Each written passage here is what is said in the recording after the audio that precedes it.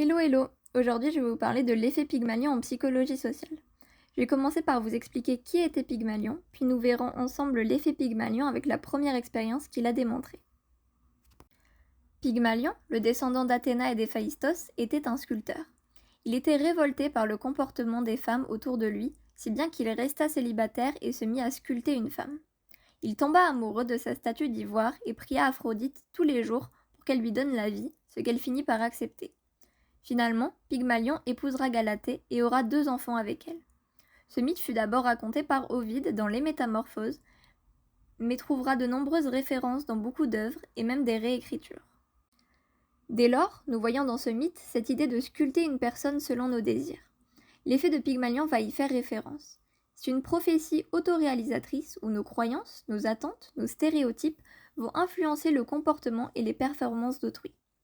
Pour mieux comprendre, je vais vous présenter l'expérience de Rosenthal et Jacobson, la première expérience qui a permis de démontrer cet effet. Rosenthal et Jacobson sont 2 chercheurs qui se sont rendus dans une école. Ils ont fait passer un soi-disant test d'intelligence aux élèves pour les séparer en 2 groupes. Un groupe à potentiel et un groupe dans la moyenne. En vérité, l'affectation des élèves à un des 2 groupes était totalement aléatoire. Ils s'arrangent ensuite pour que les professeurs prennent connaissance de ces résultats puis reviennent régulièrement pour faire passer des tests de QI, cette fois réels, aux enfants. Ils découvrent que malgré que la première affectation ait été aléatoire, les enfants à potentiel ont amélioré leur performance par rapport aux élèves désignés comme étant dans la moyenne.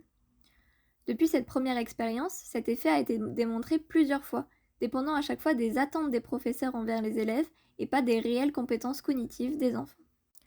Cet effet est en fait causé par les professeurs qui modifient leur manière d'être et leur manière d'agir avec les enfants à potentiel, leur accordant plus d'attention et de soutien.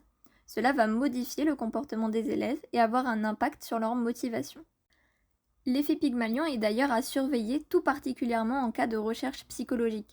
Si lors d'un entretien nous influençons les réponses d'un sujet interrogé, toutes les données n'auront aucun intérêt scientifiquement parlant.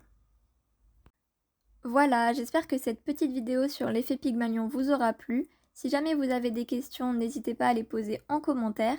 Et sinon, je vous dis à la prochaine pour une nouvelle vidéo de psychologie.